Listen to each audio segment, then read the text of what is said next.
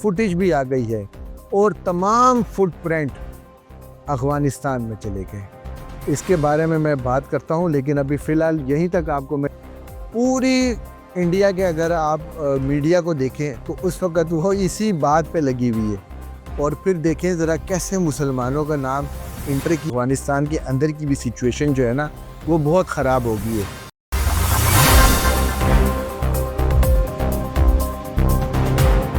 बिस्मिल्लाहिर्रहमानिर्रहीम, welcome in the match show with IK।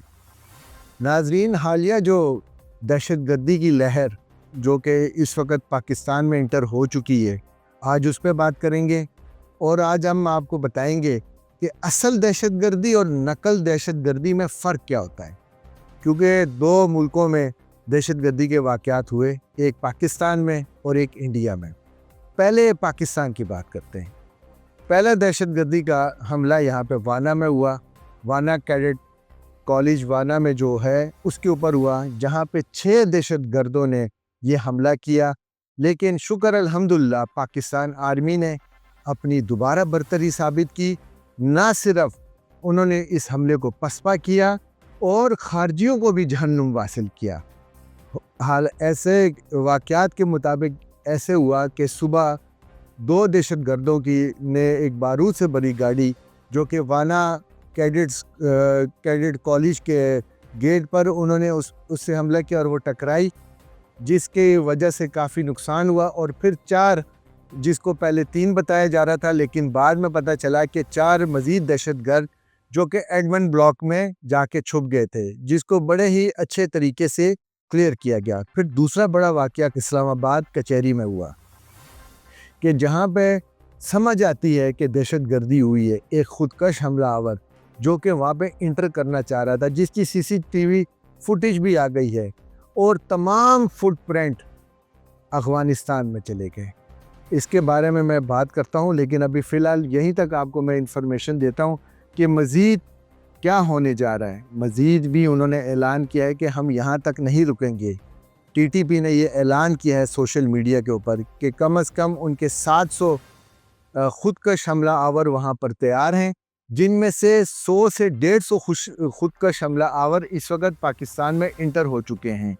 तो ये एक दहशतगर्दी की लहर है। हमारी पाकिस्तान आर्मी और हमारी लॉ फोर्स की जो एजेंसियाँ हैं उनको इनसे निपटना आता है। पूरी दुनिया ने देखा कि दहशतगर्दी कहाँ हुई है। अब तस्करा करते हैं इंडिया में जो धमाका हुआ है। इंडिया में एक सिलेंडर का धमाका हुआ। पूरी दुनिया ने देखा कि क्या वहाँ पे कोई दहशतगर्दी का नामो निशान था, क्या कोई शवाहिद मिले। तो नाजरीन, कोई शवाहिद नहीं मिले। ऐनी शाहिदीन के मुताबिक ये सिलेंडर धमाका था, जो कि लाल किला मेट्रो स्टेशन के करीब ये धमाका हुआ।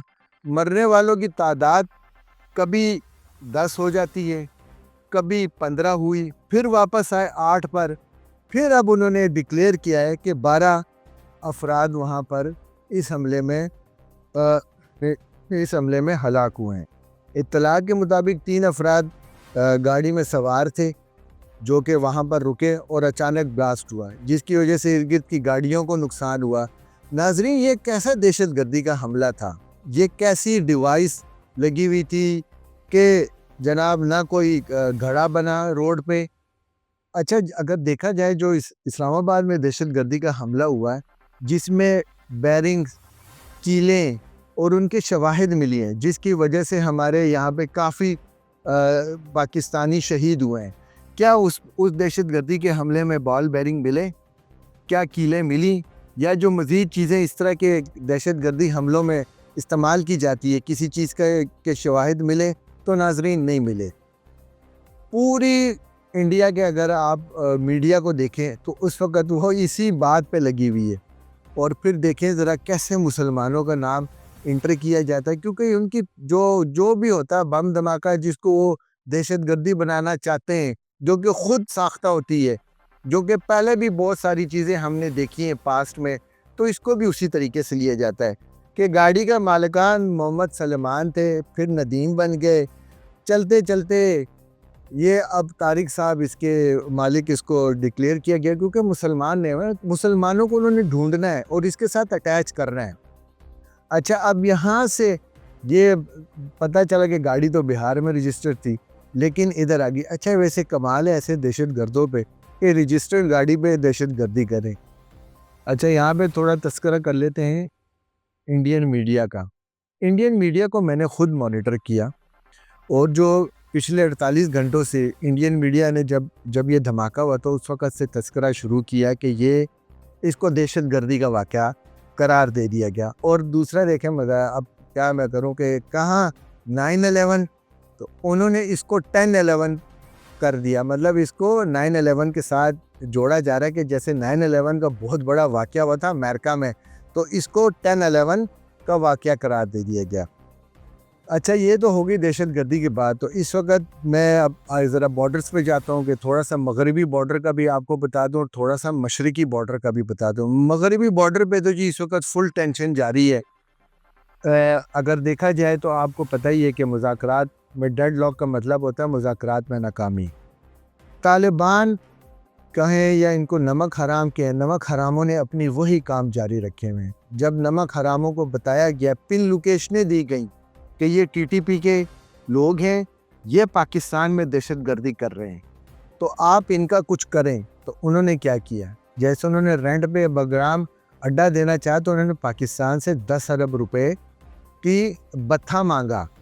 یہ جناب ہمارے وزیر دفاع خواجہ آصف صاحب نے یہ کلیئر بات کی کہ ہم نے جب ان کو یہ بات کہی کہ یہ فلانی جگہ میں یہ پن لوکیشنیں ہیں دہشت گردوں کی، تو انہوں نے آگے سے 10 ارب روپے مانگے۔ کیونکہ اگر دیکھا جائے افغانستان کے اب کیا حالات ہیں، چائنا ان سے ناراض ہے، ترکی ان سے ناراض ہے، تو اچھی خبر ایک یہ بھی آ رہی ہے کہ افغانستان کے ساتھ جو ہمارا ٹرانزٹ روڈ ہے وہ افغانستان خود ہی بند کر رہا ہے۔ تو بہتر ہے کہ یہ ٹرانزٹ روڈ بند ہو۔ اس سے کیا ہوگا کہ پاکستان کے اندر دہشت گردی میں بھی کمی آئے گی، منشیات میں بھی کمی آئے گی، اور جو نان کسٹم چیزیں آتی ہیں جس کی وجہ سے پاکستان کے اندر بہت اور چیزوں میں پرابلمز کھڑی ہوتی ہیں وہ بھی کم ہو جائے گی۔ اچھا مزید یہ کہ اس وقت کی جو تازہ ترین صورتحال ہے، گمسان کی جنگ اس وقت مغربی بارڈر پر جاری ہے۔ وہاں پہ تمام جو ٹی ٹی پی کے جو جگہیں تھیں ان کو نیست و نابود کر دیا ہے، خارجیوں کو جہنم واصل کر دیا گیا ہے۔